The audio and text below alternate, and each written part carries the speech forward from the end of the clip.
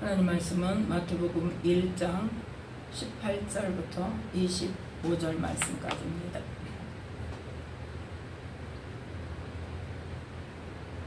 찾으셨으면 마태복음 1장 18절 말씀부터 함께 합독합니다.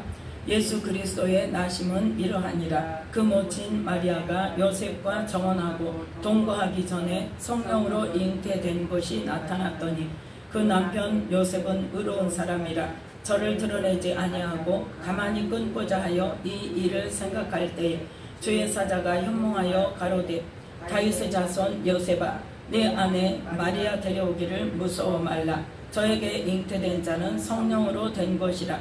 아들을 낳으리니 이름을 예수라 하라. 이는 그가 자기 백성을 저희 죄에서 구원할 자이심이라 하니라. 이 모든 일에 된 것은 주께서 선지자로 하신 말씀을 이루려 하심이니 가라사대 보라 처녀가 잉태하여 아들을 낳을 것이요 그 이름은 임마누엘이라 하리라 하셨으니 이를 번역한즉 하나님이 우리와 함께 계시다 함이라.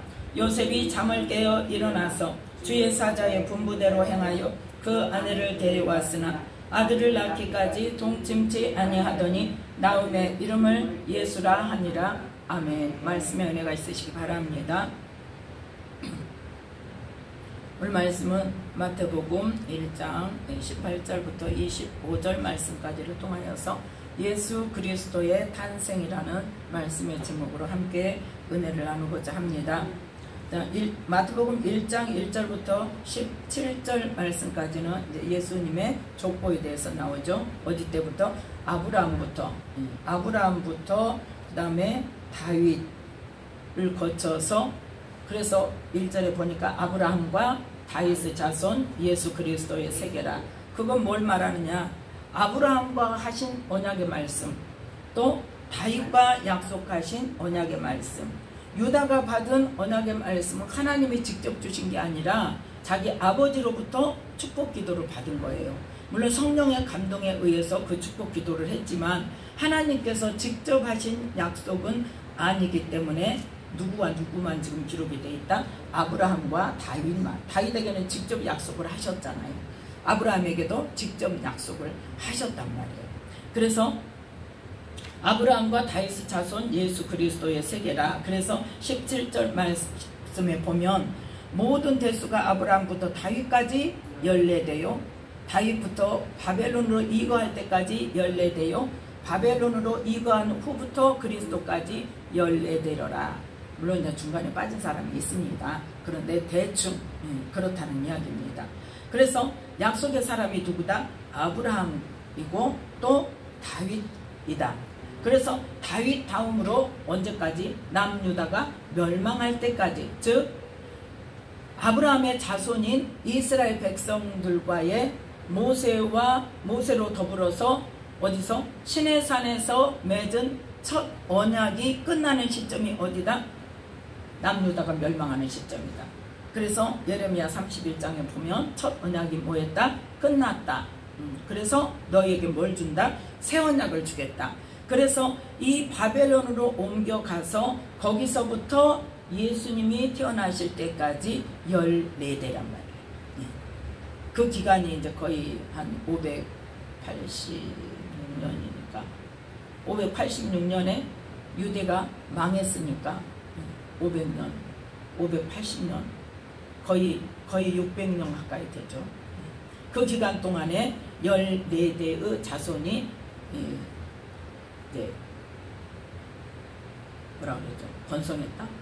그 14대를 통해서 누구까지 왔다? 요셉과 예수 그리스도까지 왔다는 거죠.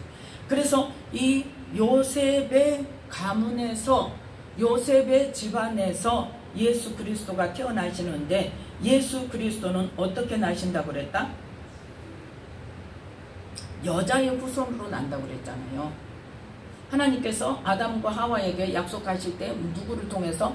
여자의 후손을 통해서 뱀의 후손의 머리를 상하게 하신다는 그 메시아가 나기까지가 지금 어디예요? 지금 마태복음 1장 1절부터 17절 말씀까지란 말이에요. 그래서 18절에 보면 예수 그리스도가 태어나실 때 요셉과 정혼은 했지만 그 집안에서 다윗의 후손인 요셉의 집안에서 태어나야 되는 거기 때문에, 족보상으로 요셉의 후손, 다윗의 후손이 되어야 되기 때문에 요셉의 집안에서 누구에게?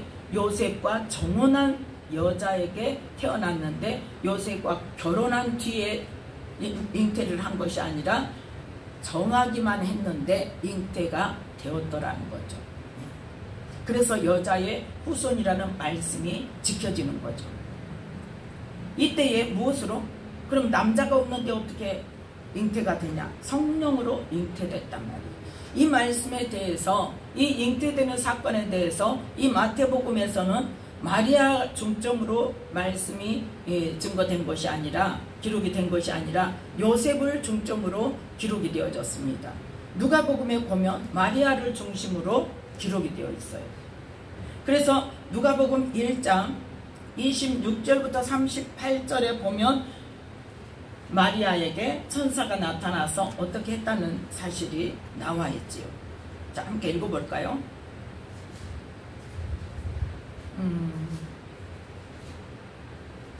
읽어봅시다. 누가복음 1장 26절부터 함께 읽습니다. 좀 빠르게 읽습니다. 여섯째 달에, 찾았어요? 26절. 여섯째 달에 천사 가브리엘이 하나님의 보내심을 받들어 갈릴리 나사렛이란 동네에 가서 다윗의 자손 요셉이라 하는 사람과 정혼한 처녀에게 이르니, 그 처녀의 이름은 마리아라. 그에게 들어가 가로되, 은혜를 받은 자여 평안할지어다, 주께서 너와 함께 하시도다 하니, 처녀가 그 말을 듣고 놀라 이런 인사가 어찌함인고 생각하며 천사가 일러 가로되, 마리아여 무서워 말라. 네가 하나님께 은혜를 얻었느니라. 보라, 네가 수태하여 아들을 낳으리니 그 이름을 예수라 하라. 저가 큰 자가 되고 지극히 높으신 이의 아들이라 일컬을 것이요, 주 하나님께서 그 조상 다윗의 위를 저에게 주시리니 영원히 야고보 집에 왕노릇 하실 것이며 그 나라가 무궁하리라. 마리아가 천사에게 말하되, 나는 사내를 알지 못하니 어찌 이 일이 있으리이까? 천사가 대답하여 가로되, 성령이 네게 임하시고 지극히 높으신 이의 능력이 너를 덮으시리니 이러므로 나실 바 거룩한 자는 하나님의 아들이라 일컬으리라. 보라, 네 친족 엘리사벳도 늙어서 아들을 배었느니라. 본래 수태하지 못한다 하더니가 이미 6달이 되었나니 대저 하나님의 모든 말씀은 능치 못하심이 없느니라. 마리아가 가로되, 주의 계집종이오니 말씀대로 내게 이루어지이다 하며 천사가 떠나가니라. 아멘. 이 시절에는 어떤 시절이다? 남자와 결혼하지 않고 여자가, 결혼하지 않은 여자가, 처녀가 임신을 하면 어떤 시절이다? 돌에 맞아서 죽는 시절. 죽는 시절. 그런데 천사가 와서 지금 결혼하기로 정하기만 했는데 마리아에게 와서 은혜를 받은 자여 평안할지어다, 주께서 너와 함께 하시도다 하니까 무슨 일인가 했더니, 뭐에?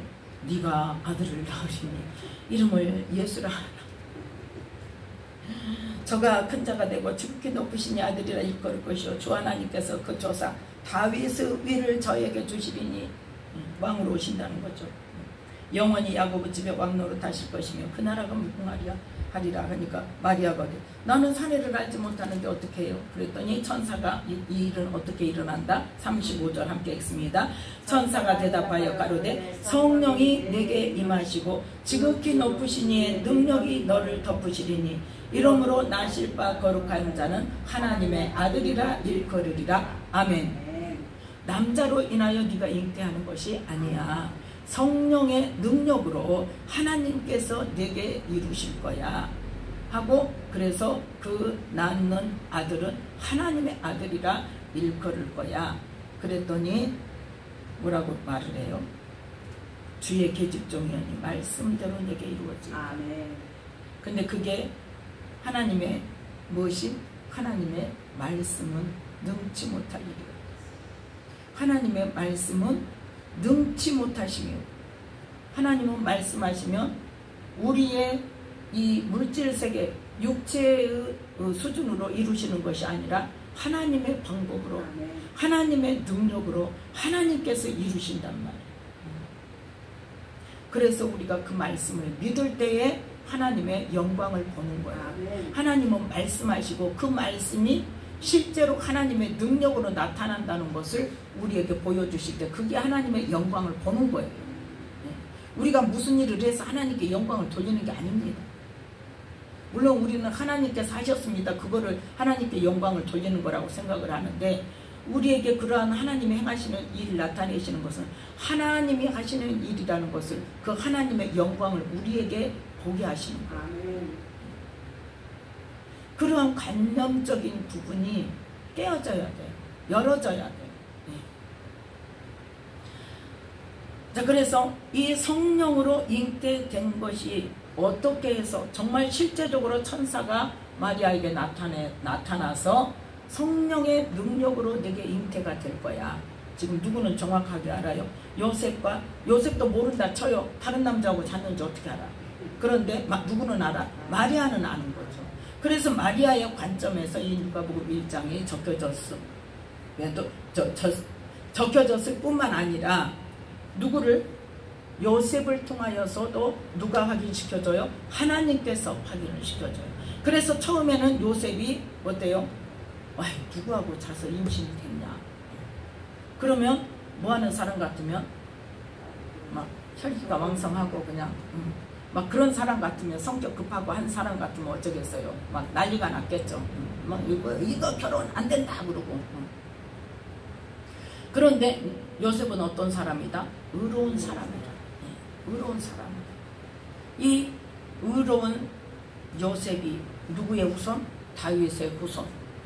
다윗의 후손 중에 하나님께서 다윗의 후손 중에 누구를 통해서 이 일을 하실까 찾으셨을 거란 말이에요. 다윗의 후손이 꼭 요셉만 있는 건 아니에요. 우리가 쓰임받는 것은 이렇게 택함을 받아야 돼요.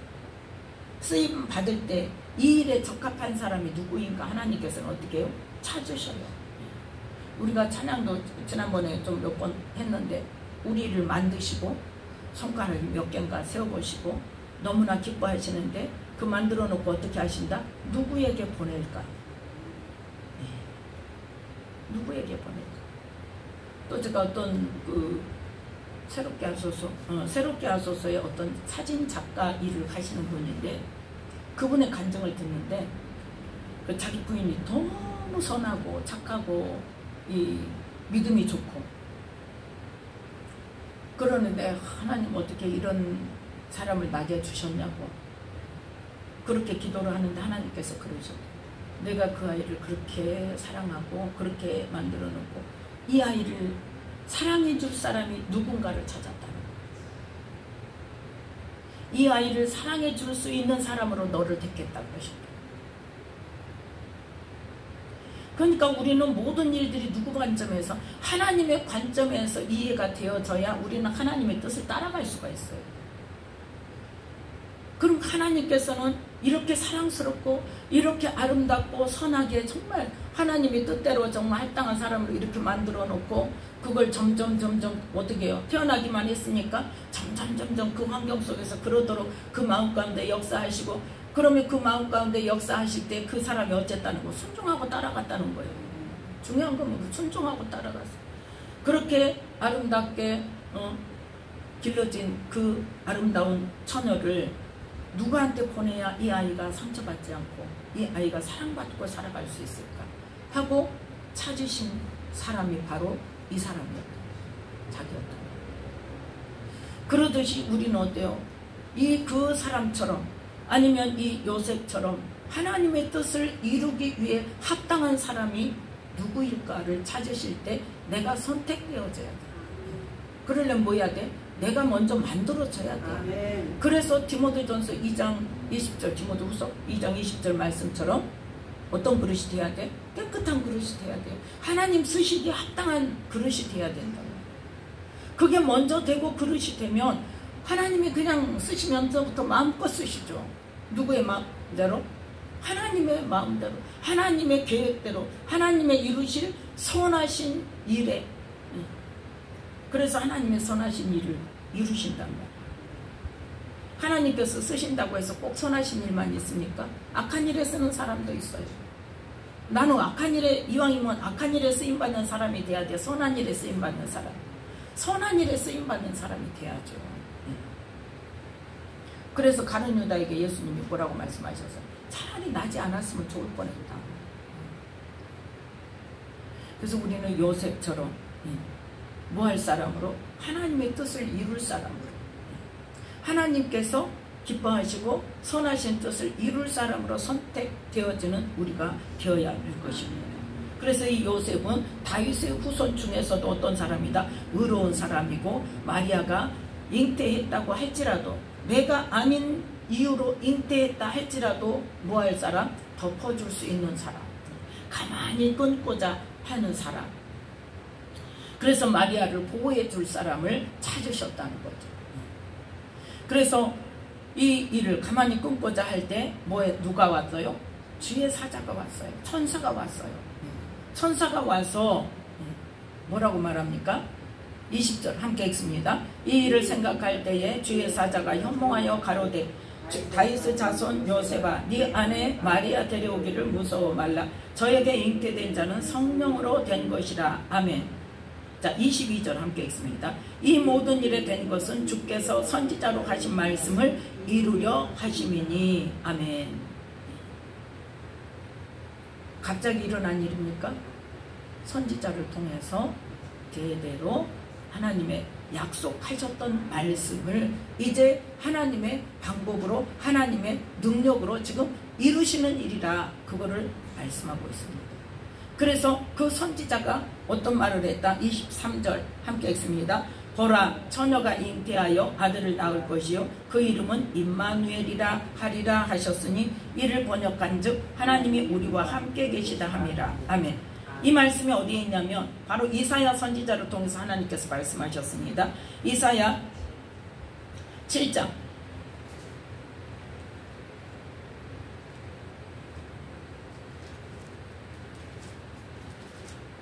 이사야 7장 14절 말씀 함께 읽습니다. 그러므로 주께서 친히 징조로 너희에게 주실 것이라. 보라, 처녀가 잉태하여 아들을 낳을 것이요 그 이름은 임마누엘이라 하리라. 아멘. 처녀가 잉태하여 아들을 낳는데 그 이름을 임마누엘이라 하리라 그랬는데, 이 마태복음 1장에서는 그 임마누엘의 뜻이 뭐다? 하나님이 우리와 함께 계시다 함이라. 그러니까 새 언약이 이루어지는 것은 목적이 뭐다? 하나님이 우리 안에 오시는 것이 목적이란 말이에요. 우리와 함께 하시는 것이 목적이란 말이에요. 그런데 그냥 오실 수 있다 없다? 없다. 뭐 때문에?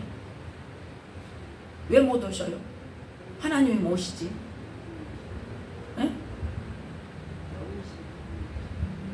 영이랑 뭐 성령으로 오셨는데 왜 못 오셔요? 그냥은 왜 못 오셔?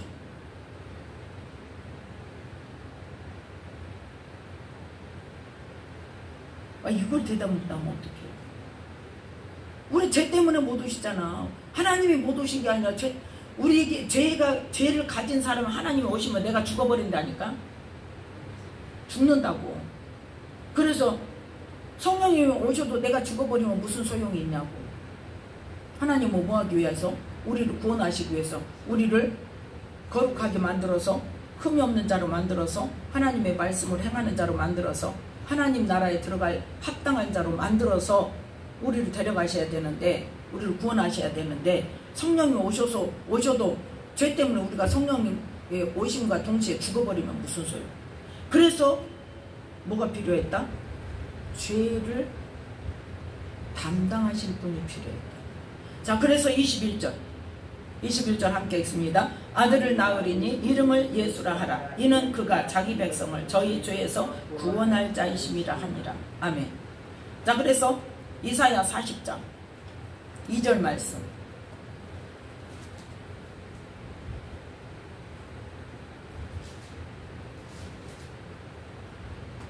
이사야 40장 2절 말씀 함께 읽습니다. 너희는 정다이 예루살렘에 말하며 그것에게 외쳐 고하라. 그 복역의 때가 끝났고 그 죄악의 사함을 입었느니라. 그 모든 죄를 인하여 여호와의 손에서 배나 받았느니라 할지니라. 아멘. 이 말씀이 어떤 말씀이 있고 나서냐, 39장에 보면, 이사야 39장에 보면 히스기야가 바벨론 사신들을 왔을 때에 자기의 모든 것들을 보여주면서 자기 자랑을 했죠. 그랬더니 하나님께서 이사야 선지자를 통해서 뭘 선포하셨다? 6절 말씀에 보면 보라 날이 이르리니 내 집에 있는 모든 소유와 내 열조가 오늘까지 쌓아둔 것이 모두 바벨론으로 옮긴 바 되고 남을 것이 없으리라. 여호와의 말이니라. 아멘. 누구에게 망한다는 거예요? 지금 바벨론에게 망한다는 거예요. 가장 처음으로 이렇게 직접적으로 선포하신 말씀. 그런데 바벨론으로 옮긴 다음에 뭐가 있을 것이다? 다시 회복될 것이다. 물론 70년 후에 회복된다는 말씀을 이제 실제적인 그 때가 다가와서 시드기야 왕 때에 예레미야 선지자를 통해서 말씀을 하십니다. 그 70년 후에 다시 그 땅으로 돌아오게 하는 것을. 그런데 하나님께서 이사야 선지자를 통해서는 남유다가 망한 뒤에, 즉 뭐를 의미하는 겁니까? 첫 언약이, 이스라엘 백성과 하나님과의 첫 언약이 바벨론으로 포로로 잡혀가는 것으로 끝나는데, 그 다음에 하나님께서 뭐가 있을 것이다? 다시 회복의 때가 있는데, 그게 뭘 통해서? 새 언약을 통해서, 새 언약을 통해서 그 복역의 때가 끝나고 죄악의 사함을 입을 때가 올 것이다. 누구를 통해서? 예수 그리스도를 통해서. 그래서 예수 그리스도께서 그 모든 죄를 인하여 죄값을 치르시는 그러한 속량함, 우리의 죄를 속량하시는 그러한 일을 행하시고, 그 일을 미리 알리기 위해서 누가? 그 앞서서 외치는 자가 나올 것이다 해서 3절에 외치는 자의 소리여 가로되 너희는 광야에서 여호와의 길을 예비하라. 사막에서 우리 하나님의 대로를 평탄케 하라. 바로 누구? 세례 요한이 외치는 자로 먼저 올 것을 말씀하고 있습니다. 그래서 누가 먼저? 예수님이 먼저 와서 죄 사함의 일을 실제로 행하셔야 돼요. 죄값은 뭐밖에 없다? 죄값을 치르는 거 뭐밖에 없어요? 에? 뭐밖에 없어요? 죄값을 치르는 거 생명이죠. 죄값은 생명으로 치러. 그런데 그 생명인데 우리의 육체 중에 무엇으로? 피로. 그렇죠? 왜? 피는 생명이라고 애초부터 노아 때부터 말씀하셨어요. 피는 생명이다. 노아 때 무슨 일이 일어났다? 뭐가 허락되었다? 노아의 그 홍수가 지나고 나서 다시 시작하는 그 제사를 드릴 때 하나님께서 이제는 뭐도 먹어라? 짐승도 먹어라. 동물도 먹어라. 그런데 그 먹을 때 피째 먹지 말아라. 피는 생명이다. 그래서 예수님께서 피를 흘리셔야 돼요. 그래서 그 피로 우리의 죄값을 치르시고, 죄값을 그때까지의 인류의 죄뿐만 아니라 세상 끝날까지의 모든 인류의 죄값을 치르시는 것으로 죄 없으신 예수님께서 십자가에 달리셨는데, 피를 흘려주셨는데, 그러면 피 흘리는 것만으로 끝난 다음에 십자가에 달릴 이유가 뭐 있어요? 뭐 때문에 십자가에 달리셨을까요? 에? 나무에 달리신 것은 뭐 때문이에요?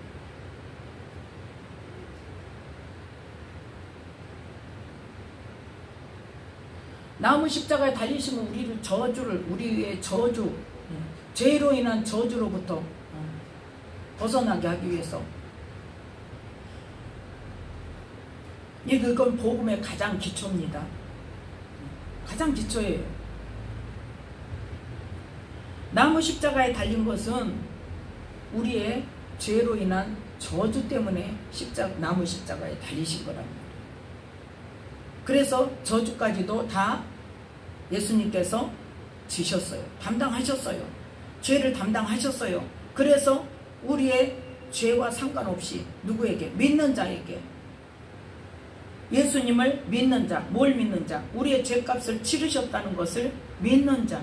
그래서 우리에게 구원의 길을 여셨다는 것을 믿는 자에게 하나님의 자녀가 되는 권세를 주셔서 아들인 거로, 자녀인 거로 아들의 영을 우리 안에 주셔서 성령님께서 우리 안에 오셨단 말이에요. 그게 바로 무슨 말씀이다? 임마누엘이라는 말씀이 이루어지는 거예요.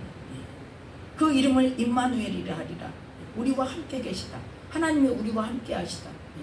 그리스도는 뭐요? 기름 부음 받은 자. 그래서 예수 그리스도, 예수는 뭐 무슨 뜻? 죄 사함, 저희 죄에서 구원할 자. 그리스도는 뭐예요? 기름 부음, 성령의 기름 부음 받은 자. 그래서 예수님께서 이 땅에 오셔서 그냥 있다가 그 병만 고치고 귀신만 쫓아내고 가신 게 아니라는 거죠. 그때 뭘 하셨다?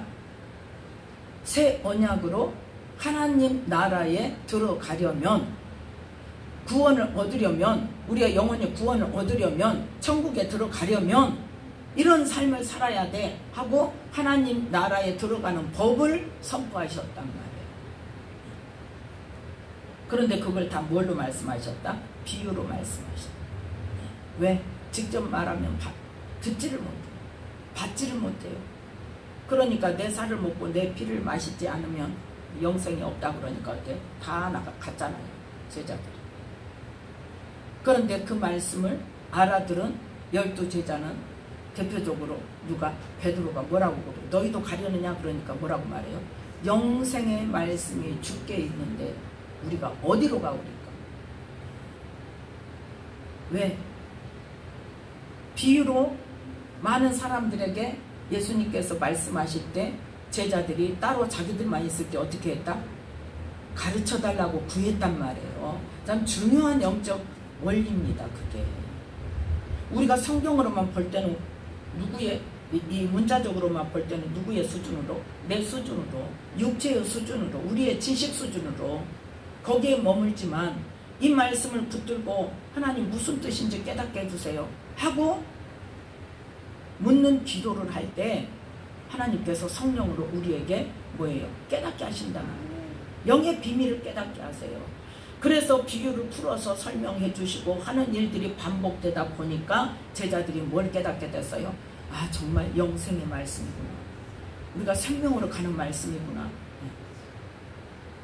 그래서 베드로가 뭐라고 고백해요? 주는 그리스도시요 살아계신 하나님의 아들입니다. 그 고백이 필요한 거예요.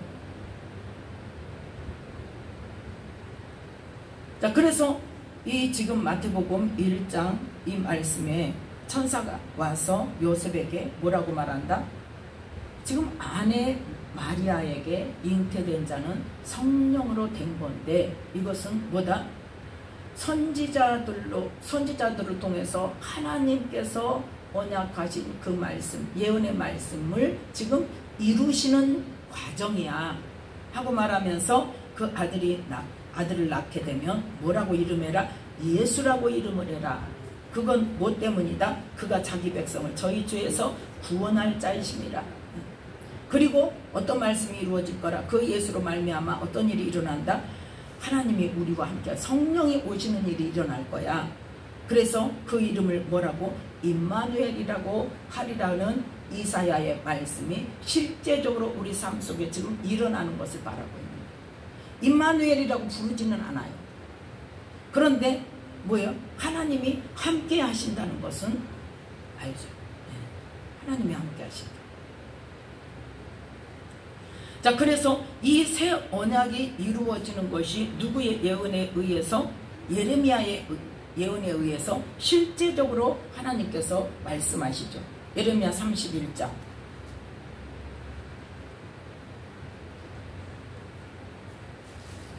예레미야 31장. 자, 다시 한번 31절부터 35절 말씀, 34절 말씀까지 함께 합독합니다. 나 여호와가 말하노라. 보라, 날이 이르리니 내가 이스라엘 집과 유다 집에 새 언약을 세우리라. 나 여호와가 말하노라. 이 언약은 내가 그들의 열조의 손을 잡고 애굽 땅에서 인도하여 내던 날에 세운 것과 같지 아니할 것은 내가 그들의 남편이 되었어도 그들이 내 언약을 파하였음이니라. 나 여호와가 말하노라. 그러나 그날 후에 내가 이스라엘 집에 세울 언약은 이러하니 곧 내가 나의 법을 그들의 속에 두며 그 마음에 기록하여 나는 그들의 하나님이 되고 그들은 내 백성이 될 것이라. 그들이 다시는 각기 이웃과 형제를 가리켜 이르기를 너는 여호와를 알라 하지 아니하리니 이는 작은 자로부터 큰 자까지 다 나를 알미니라. 내가 그들의 죄악을 사하고 다시는 그 죄를 기억지 아니하리라. 여호와의 말이니라. 아멘. 이 말씀 지금 몇 번째 함께 보고 함께 은혜를 나누지요. 이게 뭐다? 지금 이제 무슨 일이 일어난다? 첫 언약. 애굽 땅에서 인도하여 내던 날에 너희와 세운 그 언약 뭐예요? 시내산에서 모세가 지도자였을 때 모세를 통해서 너희들에게 약속을 하고 그 약속의 말씀대로 하나님께서는 누구처럼? 남편처럼 너희를 보호해 줬다는 거예요. 그 시절에 남편이 없으면 보호받을 수가 없습니다. 남편처럼 보호하시고 또 구약에 보면 뭐라고 말씀하냐? 눈동자같이 지키셨다고. 그렇게 지키면서 하나님께서는 그 언약을 지키려고 정말 또 죄를 지어도 또 용서해주고 또 죄를 지어도 또 용서해주고 뭐 때문에? 아브라함과 맺은 언약 때문에. 그래서 계속 용서해주고 또 용서해주고 네가 내 말대로 너희가 내 말대로 내 언약대로 내 율법대로 지켜 행하고 살면 이 땅의 모든 것을 다 준다 그래도 지키더라 안 지키더라? 안 지키더라는 거죠. 그래서 너희가 결국은 어때? 내 언약을 너희가 파한 거야. 근데 나는 어때? 너희가 파했어도 그래서 첫 언약은 너희가 망하는 것으로 나라가 망하는 것으로 끝나지만 나는 어떻게 할 것이다? 새 언약을 세워서라도 누구와 맺은 언약? 아브라함과 맺은 언약을 지킬 거야 하는 거예요. 지금. 그래서 그 새 언약이 뭐다? 새 언약이 이제 예수님을 보내실 것을 말하는 거예요. 뭐 하기 위해서? 자, 목적이 뭐냐? 우리 죄만 씻어주기 위해서? 뭐 하기 위해서? 하나님의 법을 우리 속에 두기 위해서, 우리 마음에 기록하기 위해서.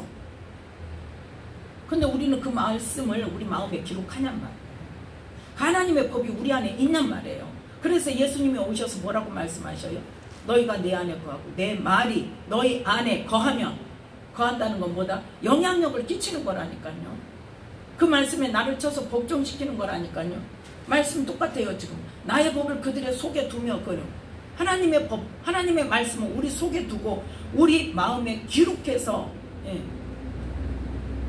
우리가 하나님의 말씀으로 바꾸어지기를 원하신다. 그래서 구체적으로 이야기할 때 그 일이 어떤 일이냐? 에스겔 36장 구체적으로 더 실제적인 말씀을 하십니다. 에스겔 36장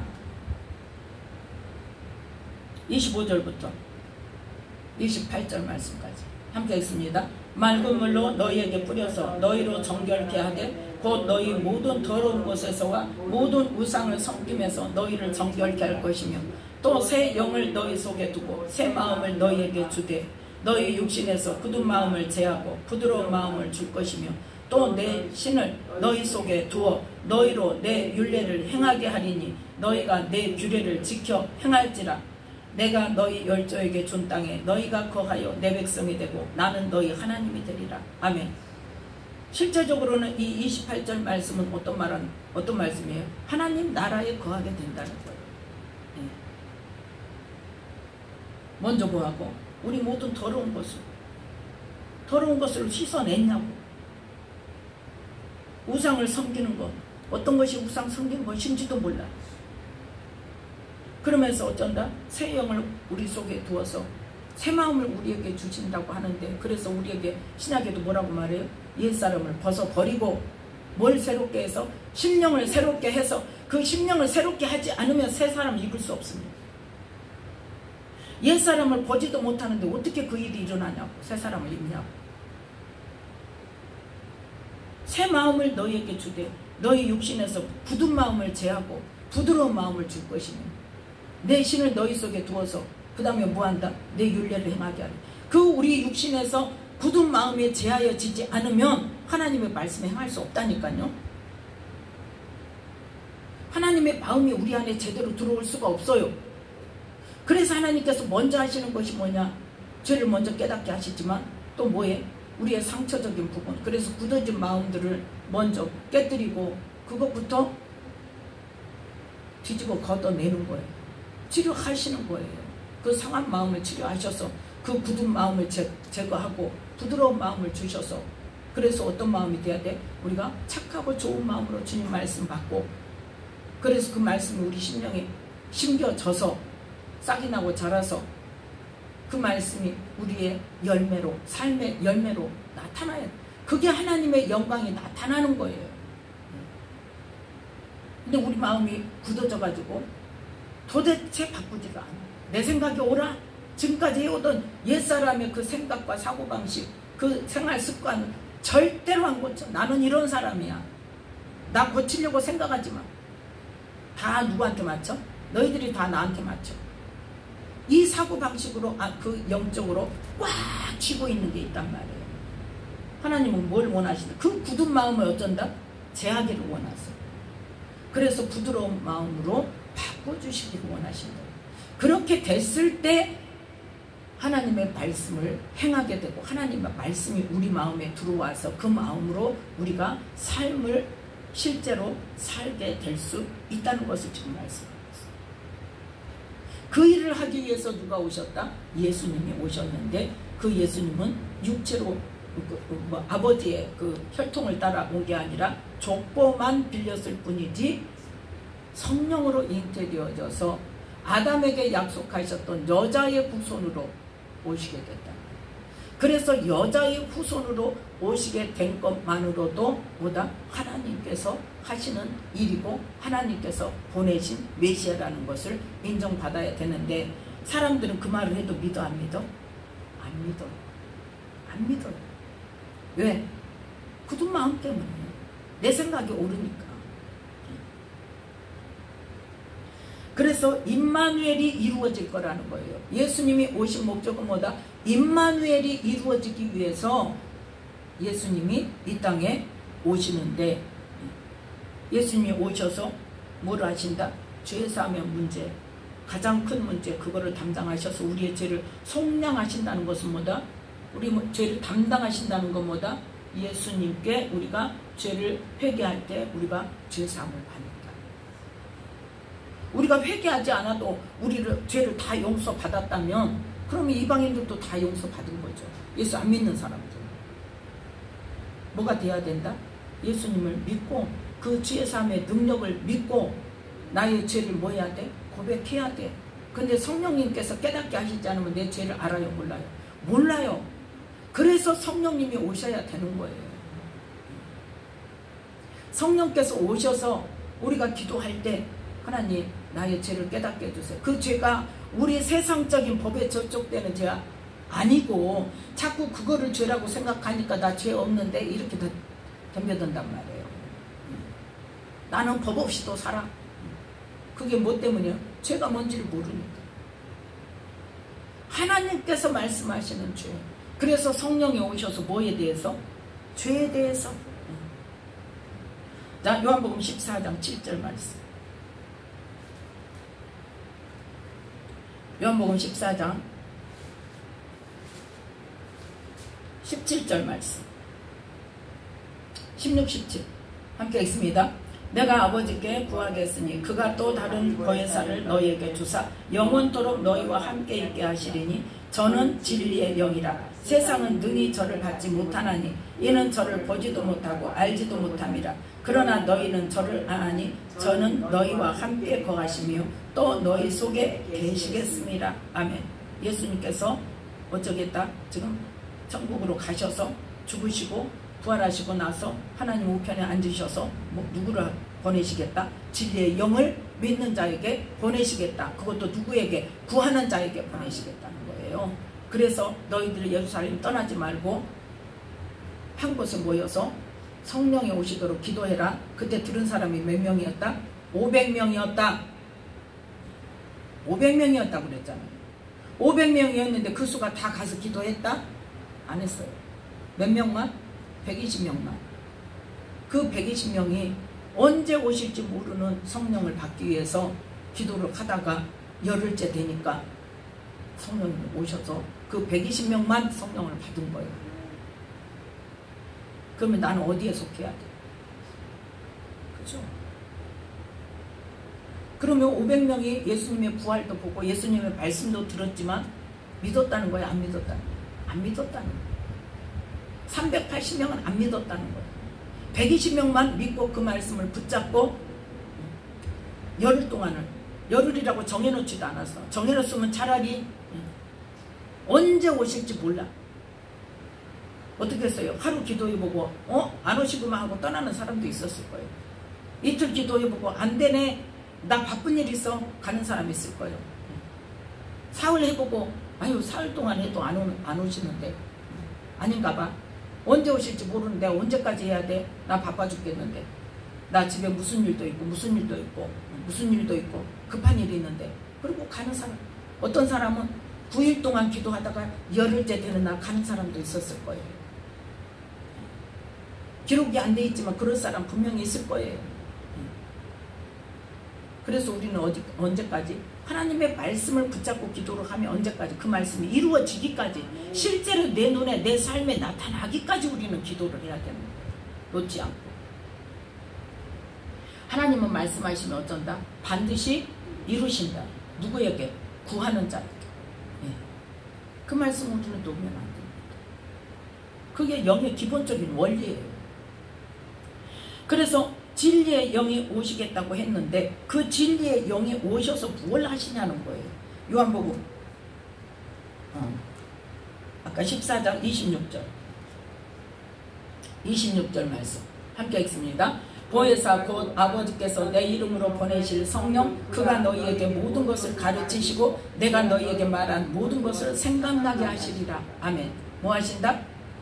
가르쳐 주셔, 깨닫게 하셔, 생각나게 하셔. 그래서 그 말씀대로 안 할 때 자꾸 생각이 나는 것은 뭐예요? 그 말씀대로 해라고 우리에게 강권하시는 거예요. 근데 그걸 막 무시하면 나중에는 어쩐다? 안 하셔요. 잠잠하셔요. 그러면 잠잠하시면 성령이 떠나신 거예요? 아니란 말이에요. 세상 끝날까지 계신다고. 우리가 성령을 부인하지 않으면, 예수님을 부인하고 성령님 부인하는 단계까지 간다면 그때는 떠나시겠죠. 그렇지만 그렇지 않은 상황에서는 성령님은 안 떠나신단 말이에요. 자, 요한복음 16장. 그가 와서 뭘 하실 것인가? 자, 8절부터 함께 읽습니다. 그가 와서 죄에 대하여, 의에 대하여, 심판에 대하여 세상을 책망하시리라. 죄에 대하여라 함은 저희가 나를 믿지 아니하며, 의에 대하여라 함은 내가 아버지께로 가니 너희가 다시 나를 보지 못하며, 심판에 대하여라 함은 이 세상 임금이 심판을 받았음이니라. 내가 아직도 너희에게 이를 것이 많으나 지금은 너희가 감당치 못하리라. 그러하나 진리의 성령이 오시면 그가 너희를 모든 진리 가운데로 인도하시리니 그가 자의로 말하지 않고 오직 듣는 것을 말하시며 장래 일을 너희에게 알리시리라. 그가 내 영광을 나타내리니 내 것을 가지고 너희에게 알리겠습니다. 아멘. 뭐한다? 성령께서 하나님의 영광을 우리의 삶 가운데 나타내신다. 아멘. 성령의 나타남이에요. 은사와 능력은 성령의 나타남입니다. 나는 뭐예요? 통로예요. 그래서 뭐부터 가르치신다? 우리를 거룩하게 하기 위해서, 또 우리에게 소망을 주시기 위해서 심판에 대해서 가르쳐 주시고, 죄에 대하여 왜? 우리를 거룩하게 하기 위해서, 또 믿음이 뭐라는 것을 알게 하기 위해서, 하나님을 알게 하기 위해서. 하나님을 믿지 않는 것, 예수를 믿지 않는 것이 죄란 말이에요. 말씀을 믿지 않는 것이 죄란 말이에요. 그 말씀을 통해서 뭘 가르쳐 주신다? 하나님의 의에 대해서 가르쳐 줍니다. 하나님의 우리를 통해서 무슨 일을 하시기를 원하시는가?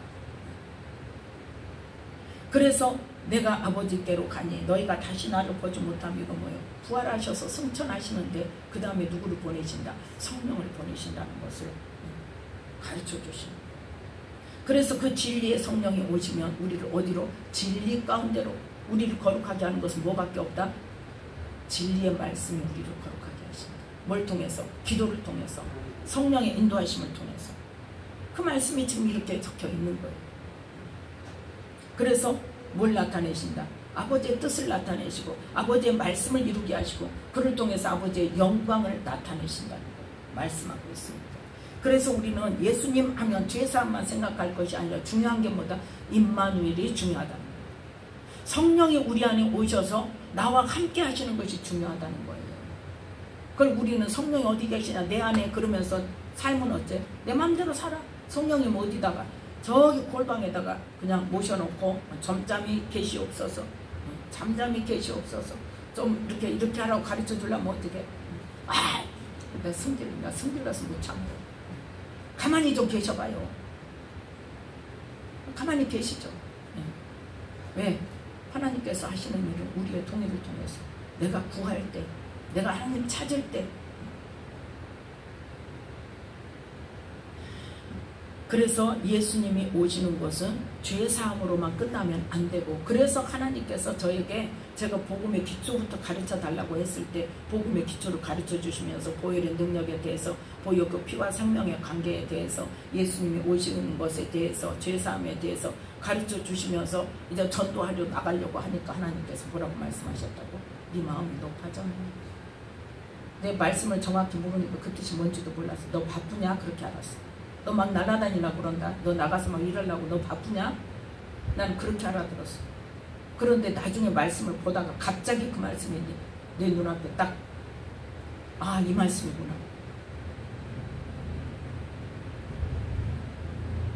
그게 뭐다?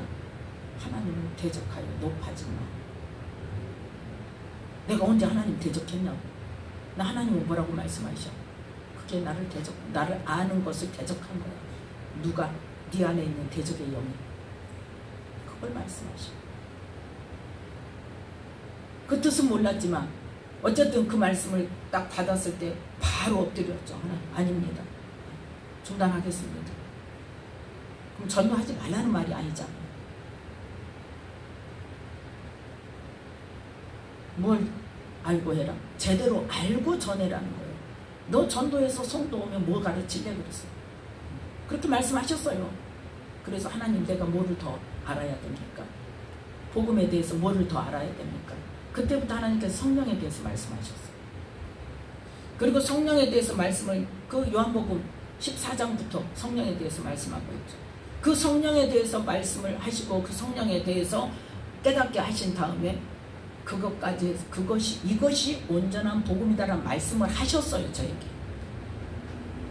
많은 사람들이 복음을 전한다면서 뭐만 전한다? 십자가 복음만 전한다. 십자가 복음은 반쪽 복음이다. 내가 지난번에 광주에서도 그 이야기를 했더니 누가 나한테 나중에 뭐 물어볼 게 있어서 전화 드려도 돼요? 그래서 하세요. 그랬더니 전화해가지고 그걸 물어보더라고요. 그래서 그러니까 말씀을 들어도 어떻게 해요? 앞뒤 정확하게 모든 것을 안 들으니까 그런 오해가 생기는 거예요. 그럼 십자가 복음을 전해야지 뭘 전해? 이제 이 마음이 된 거예요. 확 올라온 거예요, 그게. 근데 차마 이제 뭐라고 말은 못하고 이제 전화해서 나중에 나한테 들어보는 거예요. 십자가는 성령이 오시기 위한 죄사함과 그 죄로 인한 저주를 담당하기 위한 예수님의 일이고, 정말 하나님의 새 언약의 목적은 성령님이 우리 안에 오셔서 예수님께서 이 땅에 오셔서 선포하신 하나님 나라 복음을 하나님께서 말씀하신 의도대로 깨닫게 하셔서 그 말씀대로 우리를 바꿔 가시는 것이 목적이다. 그렇게 이야기를, 그 말을 들으니까 이해가 가네요. 내가 그때도 그 이야기를 했거든요. 그런데 어째요? 그래서 우리는 자꾸 반복을 해서 듣다 보면 뭐예요? 어떤 날은 이 부분만 듣고, 어떤 날은 이 부분만 듣고, 어떤 날은 이 부분만 듣고, 그러다가 계속 반복되다 보면 어떻게 될까요? 다 들어오게 되죠. 그래서 자꾸 하는 거예요. 지금 이 말씀도 한두 번 한 게 아니죠. 근데 모든 성경이 다 거기에 대한 말씀이니까. 그래서 우리가 어떻게 해야 된다는 거를 계속 지금 말할 수밖에 없어요. 그게 가장 뭐다? 기본적인. 그 목표가 바르야, 목표점이 정확해야 뭐가 될 수 있어요? 다른 일을 해도 상을 받을 수 있는 거예요. 목표점이 불분명하니까 어때요? 열심히 달리는데 상 받아요? 못 받아요? 못 받아요. 실격당해요. 1등으로 달렸는데, 빨리 달렸는데 엄청나게 빨리 달렸어. 막 100m를 막 0.7로 막 달렸어. 달렸는데 어디로 갔어? 어디로 갔냐가 문제. 어디로 갔냐. 그래서 목표가 중요한 거예요. 그래서 목적지를 정확히 정해야 우리가 다른 길로 가다가도 이 길이 아니네 하고 돌아설 수 있는 거예요. 그래서 예수님이 오신 것은 뭘 하기 위함이다? 성령님이 오시기 위함이라는 것을 우리는 기억하시면서, 물론 예수님이 오셔서 제사함의 문제 하나님 말하여 말씀을 선포하시고, 또 영적인 것, 우리가 사단의 권세를 이길 수 있는 그 일을 예수님께서 하셔서 그 이름을 주셔서 우리가 그 이름으로 원수마귀를 대적할 수 있고, 또 뭐 할 수 있고, 그 머리를 상하게 할 수 있고, 또 물리칠 수 있고 또 내 발뒤꿈치 물리지 않도록 우리가 조심할 수 있고 그러한 일들을 할 수 있다는 것을 이 땅에서 3년 동안 공생의 기간 동안 너희들은 이렇게 살아라 하고 보여주신 것이다. 그래서 우리는 예수님이 탄생하신 것에 대해서 단순하게 다윗 족보에서 태어나셨구나, 제사함을 위해서 태어나셨구나 이렇게만 생각하지 말고 그 목적이 뭐다? 임마누엘의 말씀을 이루기 위한 것이다. 그래서 성령님이 우리 안에 오셔야 그 말씀을 하나님의 말씀하신 의도대로 영의 수준으로 하나님 나라의 수준으로 우리가 깨달아지고 그 마음을 알게 되고 그래서 우리가 거룩하게 되어지고 그래서 그래서 요한복음 3장 한번부터 보고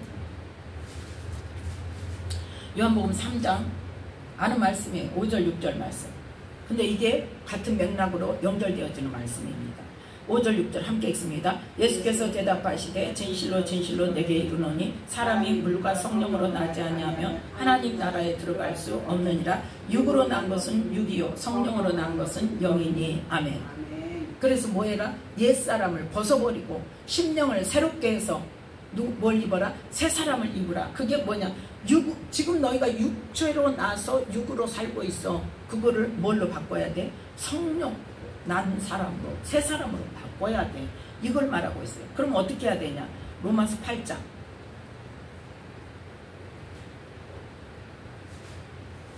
로마서 8장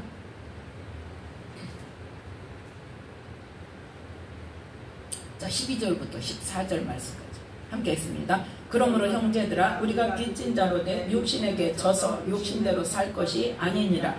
우리가 육신대로 살면 반드시 죽을 것이로되 영으로서 몸의 행실을 죽이면 살리니 무릇 하나님의 영으로 인도함을 받는 그들은 곧 하나님의 아들이라. 아멘. 뭐하면? 영으로서 몸의 행실을 죽이면 내가 죽고 예수로 산다는 말이 무슨 말인지 알고 좀 말하라고. 정말 그 죽는다는 거. 내 성질 하나도 안 주고 나 옛사람 하나도 안 주고 옛사람도 몰라. 그러면서 나는 죽고 예수로 사는 내가 십자가에서 죽었으면 뭐가 죽었는데? 뭐가 죽어야 돼? 몸의 행실이 죽어야 돼. 내가 이제까지 해왔던 게 죽어야 돼. 내가 이제까지 내 생각대로 내 소견대로 내 성질대로 내 인격대로 했던 것이 다 어떻게 해야 돼? 죽어야 돼. 뭘로? 영으로서 성령께서 깨닫게 하시는 그 깨달음으로 죽어야 돼. 그리고 뭐예요? 하나님께서 이렇게 살아라고 하는 말씀대로 살아야 된단 말이에요. 그래서 하나님의 영으로 인도함을 받아야 된다. 그래야 그들이 어쩐다? 하나님의 아들이라고 인정받는 거예요. 자, 그래서 오늘 말씀을 기억하면서 예수님께서 오신 것은 뭐 하기 위함이다? 임마누엘 하기 위함이다. 또 예수님께서 우리에게 임마누엘을 통해서 뭐 어떻게 하시려고? 우리의 영혼을 하나님 나라로 구원하시기 위해서. 이제는 육의 수준이 아니라 어떤 수준으로 살게 하기 위해서 하나님의 아들에 합당한 영의 수준으로 살게 하기 위해서 하늘에 속한 사람으로서 합당한 삶으로 우리의 삶을 어디서부터 바꿔야 된다? 이 땅에서부터 바꿔야 된다. 그 성령의 인도하심을 내가 온전히 받아야 된다. 그것을 기억하시면서 예수님이 이 땅에 오셨던 그 일을 생각하며 정말 우리를 위해서 그 수모를 당하시고 3년 동안 공생의 기간 동안 얼마나 수모를 당하셨습니까? 가는 데마다 죽이려고 하고 돌로 치려고 하고 아무리 좋은 일을 해줘도 닥달을 하고 그러던 십자가에 죽이고 그 일을 왜 당하셨어요? 임마누엘 하시려고. 성령님이 우리 안에 오셔서 나는 모르니까 깨닫게 하시고 가르쳐 주시고 그거를 삶을 바꾸게 하시려고. 그래서 우리는 영으로서 몸의 행실을 죽임으로 하나님께서 예수님을 이 땅에 보내신 그 뜻을 온전히 이루어서 하나님 나라에 합당한 삶으로 변화되는 저와 여러분이 되시기를 예수님의 이름으로 축복합니다. 기도하겠습니다.